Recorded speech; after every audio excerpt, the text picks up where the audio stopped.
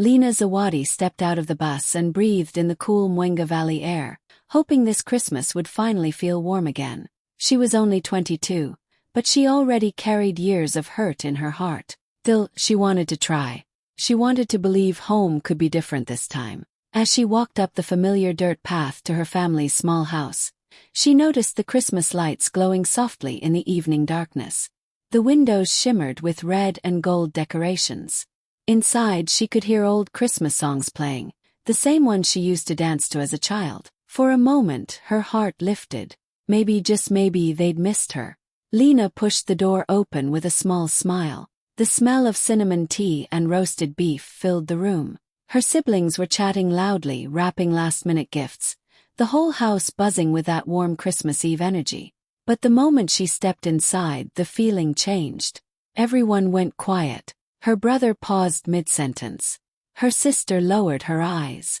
And Mama Tisa, she didn't even turn to look at her. She kept stirring the pot on the stove as if Lena wasn't standing right there, as if her oldest daughter hadn't just come home after months away. Lena's smile faded a little, but she tried to stay hopeful. "Hi, Mama. I'm home," she said softly. No answer. Not even a glance. Felt like the air suddenly got colder. Lena swallowed the hurt rising in her chest. She noticed the tension in the room, the stiff shoulders, the quick side glances, the forced silence. It didn't feel like a holiday welcome.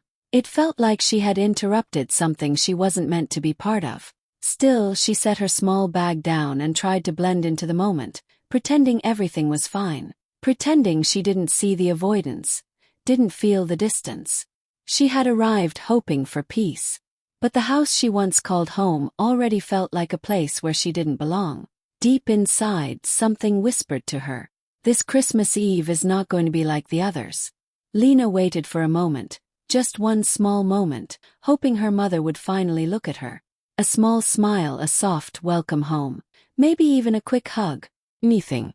But Mama Tisa slowly turned around, wiped her hands on her apron, and crossed her arms tightly across her chest. Her eyes were cold, unreadable, almost annoyed. "So you finally decided to show up," she said flatly. Then, without a second of warmth, she added, "Don't get too comfortable. You're not staying long." The words hit Lena like a slap. For a second, she just stood there, her breath caught in her throat. She hadn't even taken off her coat yet. She blinked, hoping she misheard, hoping her mother was just tired, stressed, anything. But when she looked up, Mama Tisa's expression didn't change. Her lips were pressed together, her posture stiff, her eyes sharp with something close to irritation. Not love, not relief, not joy. Just rejection. Lena felt her heart sink painfully. She forced a small, shaky smile. "Mama, it's Christmas. I just came home to..." "To what?" her mother cut in, raising an eyebrow. "To sit here and do nothing. To take up space that's already too small for all of us." The room went silent again. Out of the corner of her eye, Lena saw her younger siblings. Jabari leaning on the wall with a smirk he didn't bother hiding, and Amina pretending to scroll on her phone but clearly listening. Their eyes held a mix of amusement and satisfaction, as if they had been waiting for this moment. It stung even more, the way they watched her like she was the outsider, the unwanted one. Lena's fingers tightened around the straps of her bag. She felt small, like she'd shrunk right there in her childhood home. She took a slow breath, trying to stay calm, trying not to let the tears rise. "I came home to spend Christmas with you all," she said softly, barely above a whisper. Jabari snorted under his breath. Amina exchanged a knowing look with Mama Tisa, a look that made Lena feel like she had walked into a conversation that wasn't meant for her, a plan already decided before she arrived. Mama Tisa sighed loudly, as if Lena's presence was already a burden. "You can stay for dinner. That's it. After that, we'll talk about where you're going." Where she was going. Lena had thought she was home. But it was clear now, to them she wasn't. Heat rushed to Lena's face. Embarrassment, hurt, confusion, all mixing together. She looked around the decorated room, the lights, the food, the warmth, and realized none of it was meant for her. She lowered her gaze and whispered, "Okay, Mama," even though it felt like her chest was cracking open. This wasn't a welcome. It was a warning, and everyone in the room knew it except her. Until now. Dinner should have been warm, peaceful, full of laughter, the kind of moment Lena used to dream about when she felt lonely in her tiny rented room in the city. But as she sat at the long wooden table, she realized tonight was going to be very different. Everyone filled their plates. The food smelled comforting: spiced rice, roasted beef, buttery potatoes. But the tension at the table was thick enough to choke on. No one talked to Lena. No one asked about her life or how she'd been. Started small. Amina glanced at Lena's blouse, wrinkled from traveling, and let out a laugh. "Wow, Lena, you came dressed like that? Did you lose your real clothes somewhere on the way?" Jabari immediately joined in, shaking his head dramatically. "Maybe that's the best she can afford. You know how it is when you don't have a real job." Amina covered her mouth, pretending to be shocked. "Oh right, that little office assistant thing. I heard they don't even pay well." Lena felt her face getting hot. She took a small bite of food and tried not to react, hoping they would get bored and move on. But they didn't. They smelled weakness, and they pushed harder. "So tell us," Jabari said, leaning forward with fake curiosity. "Do you still live in that tiny room with a leaking ceiling? Or did you finally upgrade to a room with a working fan?" Amina laughed so loudly it echoed off the walls. Lena's hands trembled slightly under the table. She kept her eyes on her plate. Every insult landed like a stone on her chest. She wanted to speak to defend herself, but her voice stayed trapped in her throat. She had come home hoping for love, and instead she was being served humiliation with her dinner. Mama Tisa, who had been silent so far, suddenly slammed her spoon down on the table. "You two are right," she snapped, pointing at Lena. "Look at her. Look at the choices she made. She's embarrassed this family enough already." The words sliced through Lena like a knife. "Mama, what did I do?" Lena asked quietly, her voice shaking despite her effort to stay calm. Mama Tisa rolled her eyes. "Always playing the victim. Always pretending you don't know. You left, didn't you? You went running off to the city instead of staying here where you belong. And for what? A job that pays pennies and clothes that look like they came from a charity box." Jabari snickered. Amina nodded eagerly. Lena blinked fast to stop tears from forming. Her throat felt tight. She looked at the faces around her, the same faces she once trusted, the same people she thought would be proud of her for trying to build a life. But there was no pride, no kindness, only judgment, and something even worse: delight. Delight in tearing her down. She slowly set her fork down, her appetite gone. The food didn't taste like home anymore, it tasted like hurt. Lena realized something painful. This wasn't a family dinner. This was an attack, and she was the target. The dinner table was already heavy with tension, but Lena never expected the next words to come. Not on Christmas Eve, not from her own mother.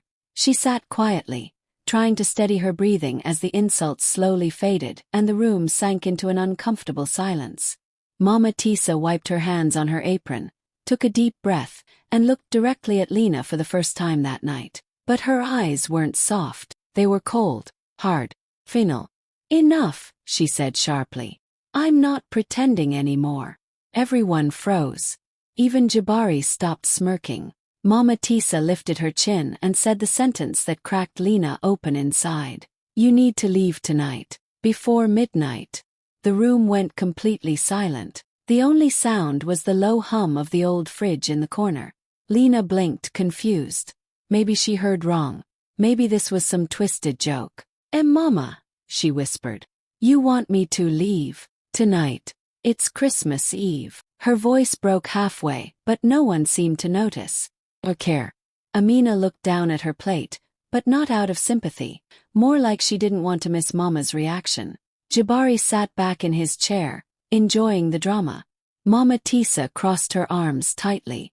"Yes, tonight, before midnight. I don't want trouble or arguments. You came here for dinner, you had it. Now you can go." Lena's stomach twisted painfully. She had come with wrapped gifts in her bag, small but thoughtful presents she bought with her limited salary. She had imagined smiles, maybe a warm hug, stories around the table, and a night where she felt like she belonged again. But instead, She was being tossed out like she didn't matter, like she wasn't their daughter, their sister, their blood. "Why, Mama?" Lena's voice trembled. "What did I do that was so wrong?" Mama Tisa let out a sharp breath. "You left us. You went to that city and forgot where you came from. You think you're better than this family. And honestly, Lena, it's better if you stay away." Lena felt something inside her collapse. That soft, hopeful part of her that wanted to believe she still had a place in this home. She looked around the table desperately, hoping someone, anyone, would stand up for her. But her siblings only watched her, their faces unreadable. She felt her chest grow tight, her eyes burning with tears she didn't want to show. She whispered, "It's Christmas, Mama. I came home for love." Mama Tisa shook her head slowly, emotionless. "And I'm telling you the truth. Leave tonight." The warmth of the decorated house suddenly felt fake. The lights, the music, the food, all of it felt like it belonged to a world she wasn't part of anymore. Lena had brought love, gifts, and hope, but all she got in return was rejection, on a night meant for family and forgiveness. It was the kind of pain she would never forget.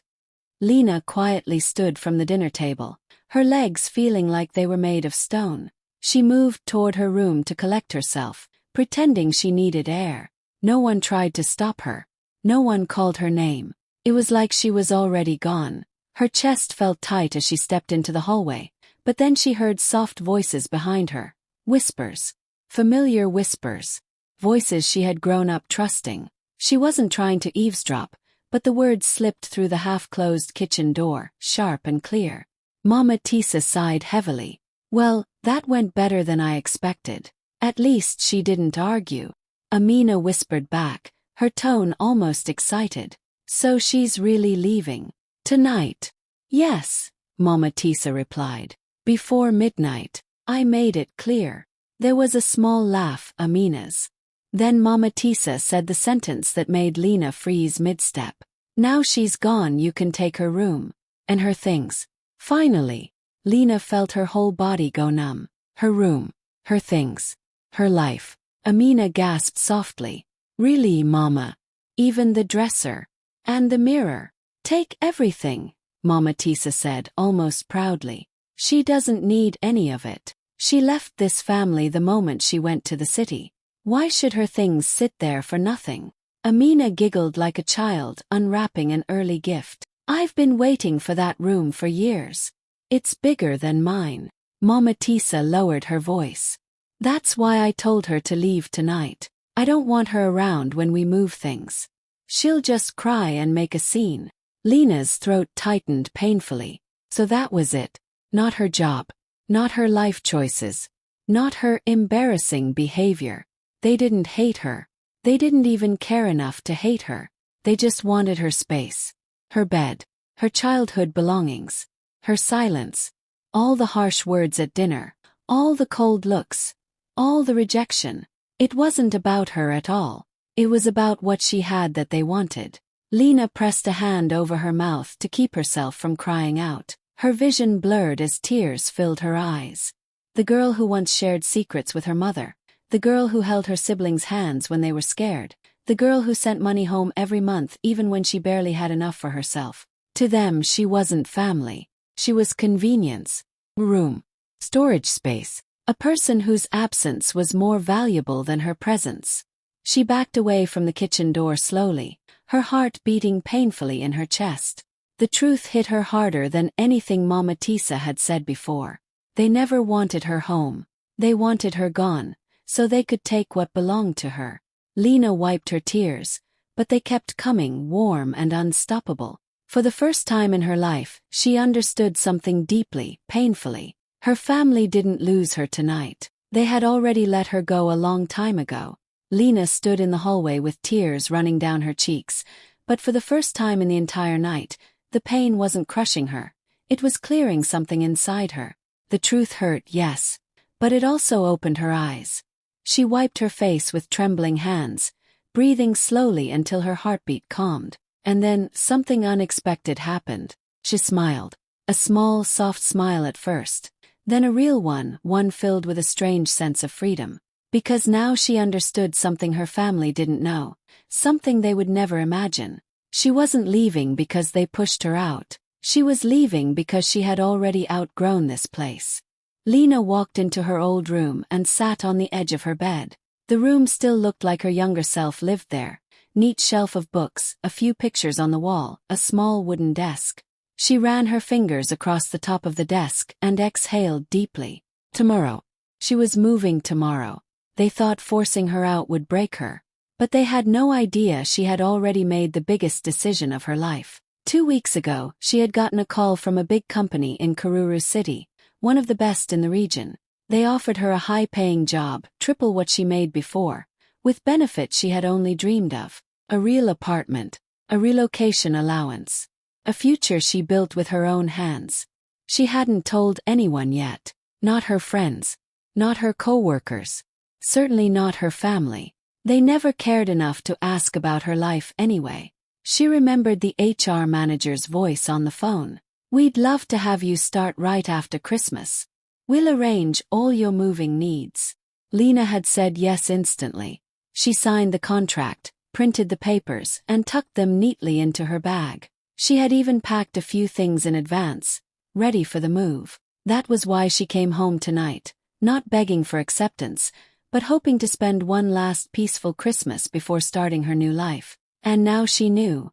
This was the closure she didn't expect, but maybe it was the closure she needed. She stood up, wiped the last tear from her face, and looked at herself in the little mirror on the wall. Her eyes were swollen, yes, but they were also determined. Stronger. Clearer. She whispered to her reflection. "They think they're pushing me away, but I'm already gone." Her smile widened. Because finally, she wasn't leaving with nothing. She was leaving with a future far bigger than any room in this house. As the Christmas lights flickered in the hallway and her family whispered and plotted outside, Lena zipped her small bag and held it close. Tomorrow, she wasn't just moving to Kururu City. She was moving toward the life she truly deserved. And for the first time all night, she felt powerful.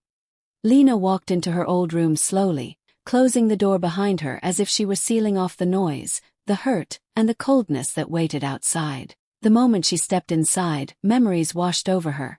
The late night studying, the little drawings taped on the wall, the nights she cried quietly into her pillow, and the mornings she dreamed about a better future. But tonight everything felt different. Tonight this room wasn't home anymore. It was the last stop before her new life. She pulled out her small travel bag from under the bed.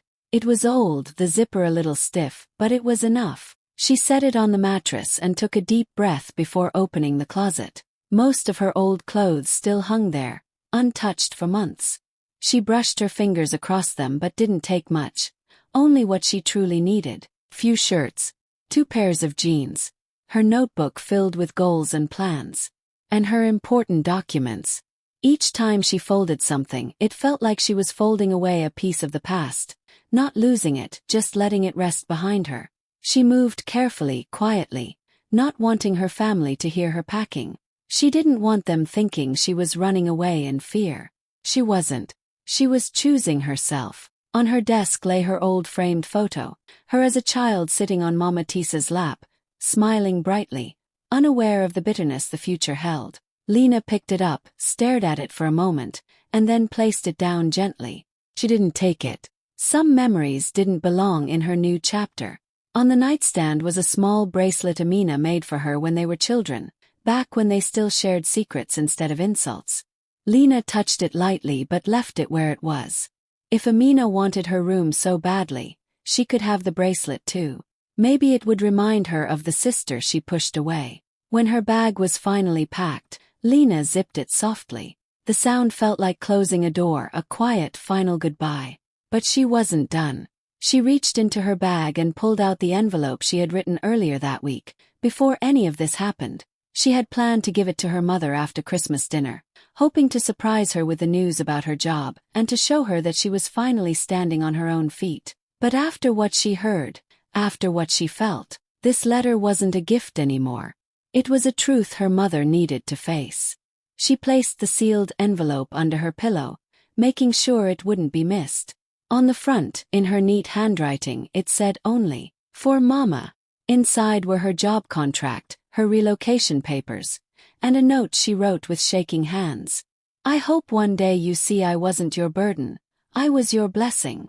Lena stood in the middle of the room and looked around one last time. Every poster, every crack on the wall, every memory whispered a different version of her life, but none of them controlled her anymore. She picked up her bag, held it firmly, and whispered into the quiet air, "I came home as your daughter. I'm leaving as my own person." Then she turned off the light, closed the door gently behind her, and walked away, leaving her childhood, her pain, and the sealed truth under her pillow. Lena's bag felt light in her hand, though it held everything she truly needed. Every step toward the door was steady, deliberate, as if the distance she put between herself and that house could carry away years of hurt. She could hear the faint murmur of voices behind her, her mother scolding quietly, her siblings whispering excitedly about the things they would claim now that she was leaving. She paused at the doorway, her hand on the knob. For a brief second, she thought about turning back, about begging for a hug or some sign that they still cared. But the truth hit her like ice. They never had. Not really. Instead, she took a deep breath and looked at Mama Tisa directly, even though the woman's expression was unreadable. Calm, cold, detached. Just as it had been all night. Lena's voice was soft, but it carried a quiet strength that surprised even her. "Thank you. You just freed me." For a moment Mama Tisa blinked, and then she laughed, a sharp, harsh sound. "Freed you? Don't be ridiculous," she said. "You're just going to some city job. That's hardly freedom." Lena smiled, the kind of smile that made it clear she had already won in a way they could never touch. It wasn't pride or anger. It was clarity. She had been carrying years of waiting for approval, and tonight she realized she didn't need it anymore. "I didn't come here for your approval, Mama," Lena said softly, almost to herself. "I came home with hope, and you tried to take that away. But instead, you gave me something better." Her mother opened her mouth as if to reply, but Lena didn't give her a chance. She turned the knob, stepped out into the crisp Christmas Eve air, and felt the cold night wrap around her like a promise. The street was quiet, lit by the soft glow of distant lamps and Christmas lights. Every step away from the house felt lighter, freer, like she was shedding a weight she hadn't even realized she was carrying. Behind her, she could hear muted voices, some confusion, some disbelief. But Lena didn't look back. There was no anger, no bitterness. Only the calm certainty that she was stepping into her own life, a life she had built with her own hands, her own courage, and her own determination. The wind carried the faint scent of pine and smoke, and Lena breathed it in deeply. For the first time that night, she felt warmth in her chest, not from the house she was leaving, but from the life waiting for her ahead. With each step into the darkness, the glow of the lights behind her seemed to shrink, the voices fading, until all that remained was Lena walking confidently into the night, carrying nothing but her small bag, her sealed letter, and a heart full of hope. She whispered to herself, smiling again, "Thank you for nothing, because that nothing became my everything." The next morning, the house felt strangely quiet. The smell of roasting cinnamon bread and sweet tea drifted through the kitchen, but it didn't bring warmth. The laughter and chatter that usually filled Christmas morning were gone. Only Mama Tisa moved about the room, a frown on her face, her hands nervously straightening napkins on the table. Her eyes fell on the envelope sitting neatly on Lena's empty bed. It was thick, heavier than a simple letter, and her name was written in Lena's careful handwriting. "For Mama." For a moment Mama Tisa hesitated. Part of her thought it might be another gift, a small token of the daughter she had pushed away the night before. She picked it up slowly, her fingers trembling slightly, and tore the seal. Inside she found the papers. The first was Lena's new job contract, the official documents confirming her employment at a major company in Karuru City. The second was her relocation package, listing the apartment she had already secured and the moving arrangements made for her start date. Mama Tisa's eyes flicked from one page to another, her hands starting to shake. And then she saw the note. A single sheet of lined paper, folded neatly, written in Lena's careful handwriting. "I was never the burden. You were. Goodbye." The words hit Mama Tisa like a hammer. She dropped the letter onto the bed, and for the first time, the silence in the house felt heavy, suffocating. Her mind raced. The daughter she had ridiculed, rejected, and thrown out the night before had quietly built a life far bigger than anything she had imagined. And she had done it without her mother's approval, without her family's help, without asking for permission. Jabari and Amina, drawn by the sudden quiet, came into the room. Their eyes widened as they saw the envelope on the bed, and then the papers, and then the note. For the first time their smirks faded. They stared at the words, unable to look away, realizing the truth in a way that hurt more than any Christmas morning argument could. Mama Tisa sank into the chair beside the bed, her hands clutching the note like it was a small lifeline. The weight of her words, the cruelty, the years of taking Lena for granted, it all landed on her at once. She had pushed away the daughter who could have been her pride, her support, her joy. And now, there was nothing she could do.